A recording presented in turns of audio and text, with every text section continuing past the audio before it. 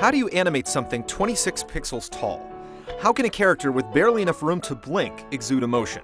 From the tight restrictions on how many sprites could fill the screen to how much text could fit in each blue rectangular bubble, there were multiple challenges that Square was faced with when developing the first 6 Final Fantasies.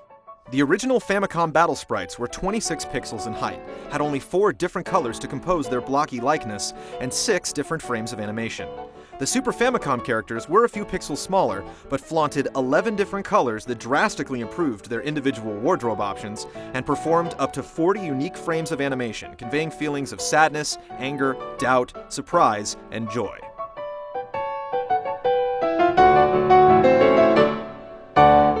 In Final Fantasy I, characters would roam aimlessly around each town or stand and wait for you to engage them in conversation. Whenever additional movement was implied, they would vanish. In Final Fantasy II, characters began to walk along scripted paths, oftentimes when entering or exiting a room. This scene from 2, where Paul rescues your party from imprisonment, is one of the first clear examples of Square trying out comical sprite choreography.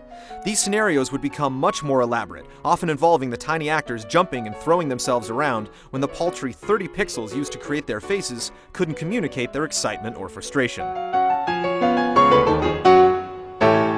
It was this careful attention to expression that made the personalities in each Final Fantasy so charming, and the events so surprisingly engaging. In the first 5 games, there were separate sprites for the models in combat and on the overworld, a smaller one on the map and a larger, more detailed one in battle.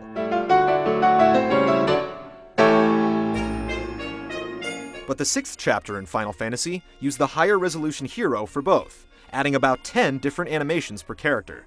Even minor movements like the wink of an eye or the wag of a finger drew layers of subtle inflections onto each scene. Best of all, the multiple NPCs you encountered grew up in stature as well. By the mid-90s, Square was ready to showcase the aptitude of their tiny thespians in one final 16-bit performance.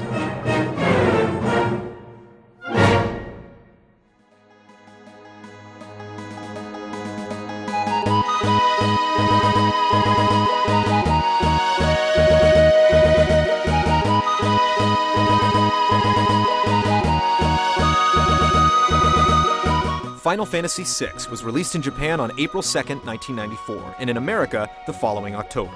It showed up in the States as Final Fantasy III, and was the last title to be renumbered as it crossed shores. Yoshitaka Amano continued his work as the series' character designer, and Nobuo Uematsu wrote his most extensive score yet for the 6th installment. For the first time, Hironobu Sakaguchi did not direct, but produced the game and developed the concept. His former duties were split between series innovator Hiroyuki Ito and designer and writer Yoshinori Kitase. Kitase had worked with Squaresoft on Romancing Saga and the Final Fantasy Adventure for the Game Boy, but 6 was his directorial debut. He would go on to direct Chrono Trigger, Final Fantasy VII, and Final Fantasy VIII. 6 opened with an unnamed soldier who is still the only focal female protagonist to begin a Final Fantasy game. Her name was Terra, and that was about all she could remember. Hunted by yet another oppressive tyrannical government and possessing forbidden magical powers she could not comprehend, Terra sought refuge with the Returners, a renegade group secretly gathering their forces for an attack against Emperor Gestal. 1,000 years prior, a conflict called the War of the Magi almost destroyed the world, and society struggled to regain technology. The fight began when humans were tempted to harness the power of mystical beings called Espers, and it appeared the Empire was after the same goal, moving dangerously close to repeating another senseless and deadly mistake. Espers were the first names clearly bestowed upon summons, and a third ingenious system created by Hiroyuki Ito. Humans could only learn their power when the beasts expired into crystallized forms called magicite. Similar to the ability points from 5, winning battles in 6 awarded characters with magic points. When an Esper was assigned to one of your characters, these points would be added to the spells that Esper could teach you, and you would learn them at the percentage rate indicated.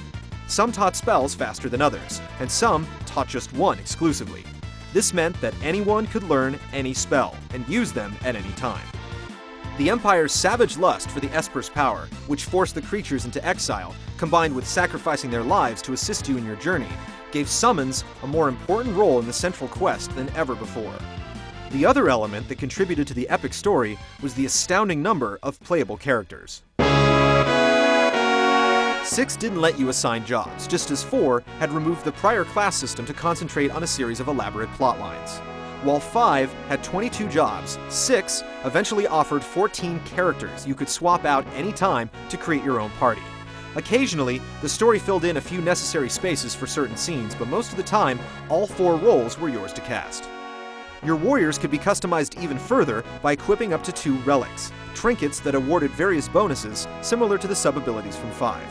All this party customization made you that much more attached to whoever you chose each time the order opened up.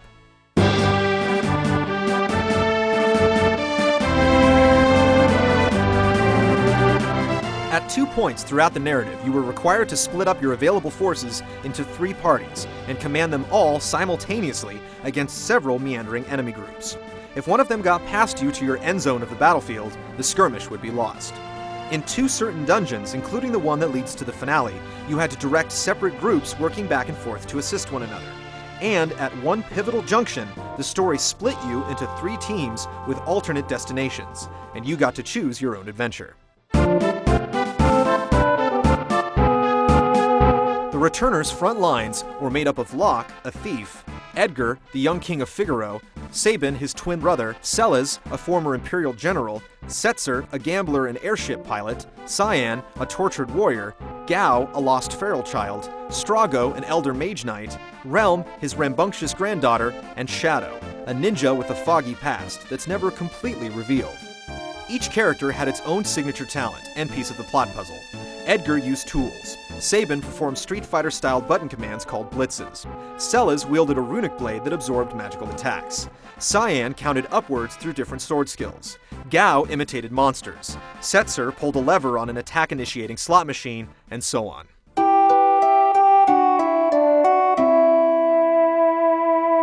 At least one segment of the game was devoted to revealing fragments from each of the characters' backstories, and some of them were more thought-provoking and heartbreaking than the events that made up the main mission. The only returners that were primed solely for battle, aside from cameos that would drop in and out of your party, were 3 optional recruits near the end of the game: the Moogle Mog, the Yeti Umaro, and the mysterious mimic Gogo, who also made a shrouded appearance in Final Fantasy V. Sid stayed out of the party in 6, merely helping you when he could. As a scientist in the Empire's Magitech facility, he had nothing to do with airships for the first time.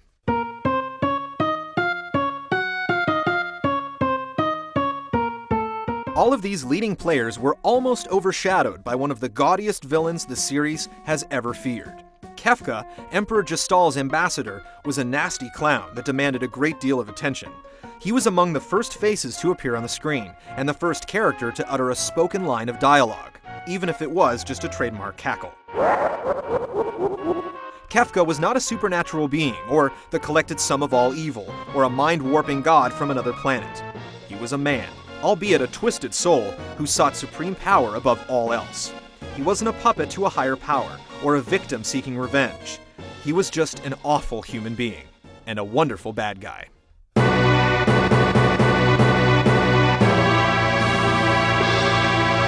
But creating the characters wasn't enough. They acted and animated in ways the series had never attempted before. The fourth wall of the battle screen was obliterated, with interactive scenes often playing themselves out from the combat view.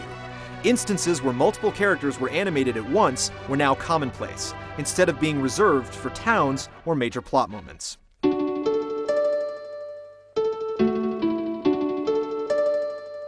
The best example of this, and the scene that stole the show, quite literally in 6, was an opera the player had to actively participate in by remembering their lines and blocking.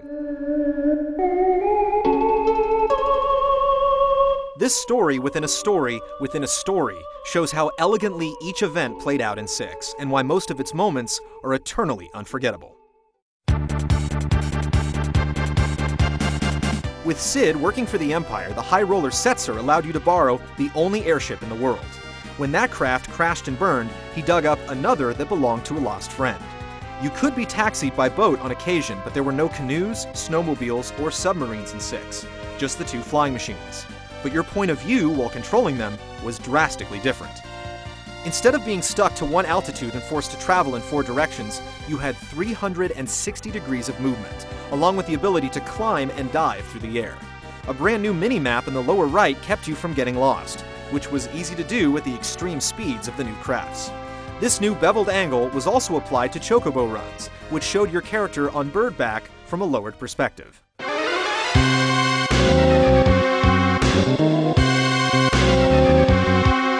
The Second War of the Magi led both sides to the Sealed Gate, the border between their world and the land the Espers had originally escaped to. Coming in contact with their kind revealed that Terra was neither an Esper nor a human, but a product of both. Proof that the two races could coexist, she rallied the returners until they were forced to stop Kefka from disturbing 3 statues that created magic itself ages ago. But they were too late.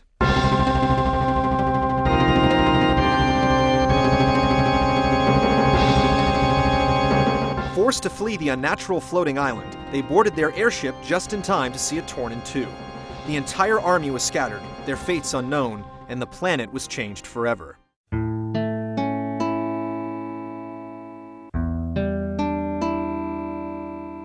Waking up in the shoes of Celas, on the shores of a deserted island, players had to explore this brand new planet of scorched earth, reassemble their ranks soldier by soldier, and reach a looming tower for the game's final confrontation. At SIGGRAPH in 1995, Locke, Terra, and Shadow made a command performance in a 3D minigame created by Square, using prototype Nintendo 64 workstations from Silicon Graphics. The technical demonstration was completely playable, with patterns made by a computer mouse initiating attack commands. It served to teach Square's artists how to render sprites in 3D, and show the eager public what they had in store for the first 3D Final Fantasy. FF6 was also ported to the PlayStation in 1999 and the Game Boy Advance in early 2007. Final Fantasy VI was an extraordinary way for the series to bow out of the second dimension. Its artfully crafted storyline and meaningful characters made the final chapter in the Nintendo saga feel as if all the other adventures had been building up to its creation. Its 20-minute ending is one of the longest on the platform, and as the last page in its book was turned, it was clear that 6 would be one tough fantasy to follow. From the way it capitalized on the full potential of the Super Nintendo to the acclaim it received, Final Fantasy VI's visual flair primed the series for the generation to follow, and it would never have to hide its true Roman numerals again.